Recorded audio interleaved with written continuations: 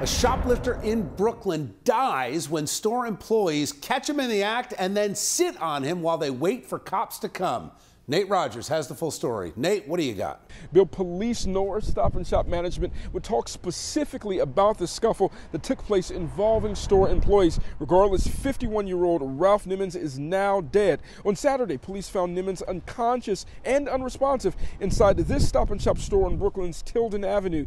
Police say Nimmons, a known shoplifter, was involved in a scuffle with store employees. Nimmons was reportedly trying to steal a box cake before 3 Stop and Shop employees pinned him to the ground. According to reports, witnesses said an employee had a knee on his neck, while Nimmons said multiple times, "I cannot breathe."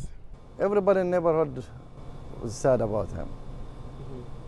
Whatever he did, I don't know what he did, but he was a harmless dude. He's not a violent dude.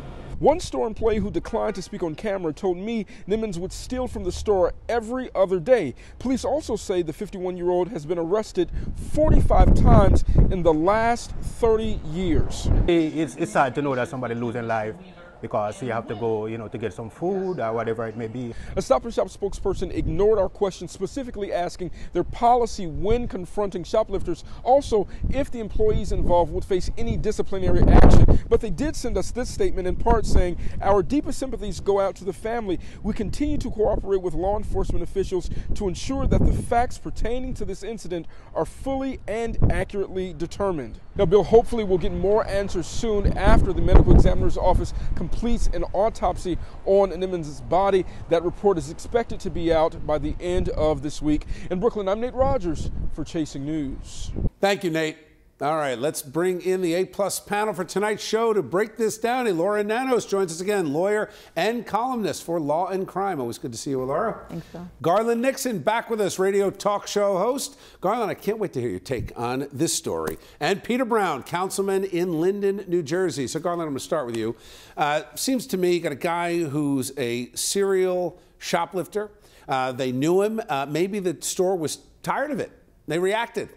So the store is going to bite the dust on this one. They should have let the guy run. They should have let him go for a few dollars. What ends up happening now is they subject themselves to a lot of liability and lawsuits if the guy run out. They already have insurance that's going to cover it. So why? What if he'd had a gun and pulled it out and shot the employees? Either way, train your employees if you have a business. If somebody steals something, let them go and fill out a police report. Laura, but how much is too much? I mean, God forbid, the guy's dead. I mean, certainly the punishment doesn't fit the crime, but it does seem like an accident. They didn't intend to kill him. It certainly doesn't seem that way. Well, I'm sure it was an accident, but I mean, the law already takes care of this. And shopkeepers have the privilege to detain shoplifters, even just suspected shoplifters, but they have to do it reasonably. Clearly, this was unreasonable. And I agree with Garland that if they're not going to train their employees to do it the right way, they should do nothing at all because it's going to reflect too badly on the store and have too many bad consequences. Peter, 45 times. The guy's got a long record. I mean, this sounds like right back to broken windows in New York City with Rudy Giuliani saying you got to fix the little things, otherwise it leads to bigger things. I totally agree. I mean, let me put it this way. This was a situation that was unfortunate, so they didn't get it right this time.